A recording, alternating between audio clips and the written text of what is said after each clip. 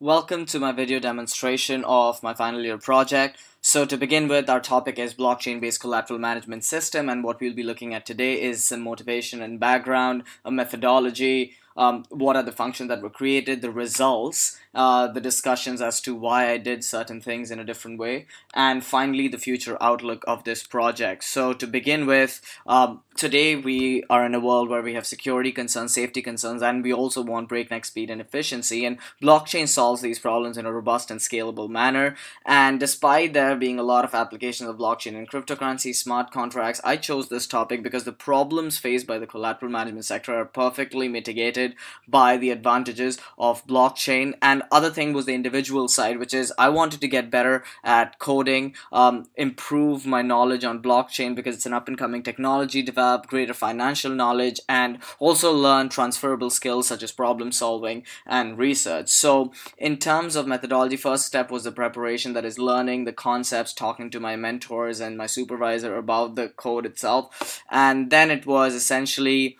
jumping directly into the code, which is building the blockchain itself, the methods associated with the blockchain to instill those. The second part was creating the APIs, as we see over here. These are the APIs used to interact with the blockchain.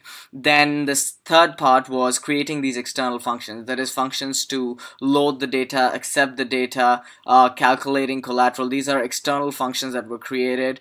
And finally it was creating the user interface, this part, which is the interface used to interact with the blockchain. So without further ado, let's jump into the functioning. So first thing we do is run 3 nodes on 3 different ports on my computer, as we don't have 3 different systems.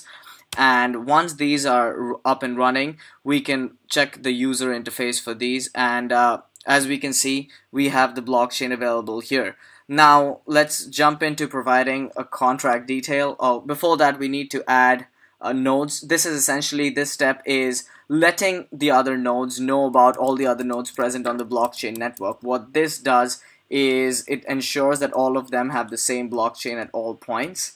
Now we input the details of the swap contract, and after that, voila, that's it. We don't need to provide any other information. These are arbitrary information that are being provided. It could be any value.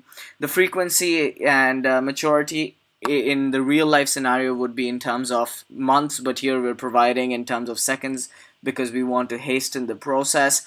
So once 8 seconds are passed, we should see 4 transactions every 2 seconds happening.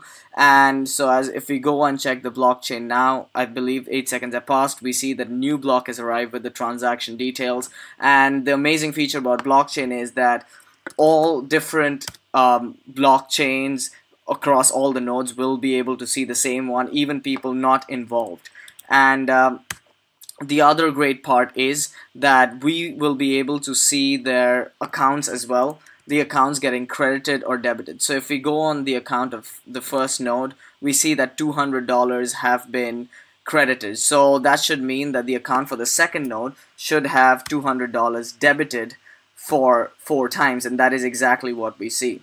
So now that we see how this works, now let us jump into why this is a very good fit. One is the safety concerns currently, and this tackles that lack of speed and efficiency due to central counterparties right now, which blockchain completely eliminates. And finally, lack of manpower. Because our entire process is automated, we don't need any manpower involved in this. In terms of future outlook, we go directly into the part where we see that we can incorporate more derivative type because we have incorporated a streamless architecture, which would allow any derivative to be added, real-time upstream and downstream of data, that is money, interest rates or money, everything becoming a real-time thing, and finally a more comprehensive user interface as the technicalities increase.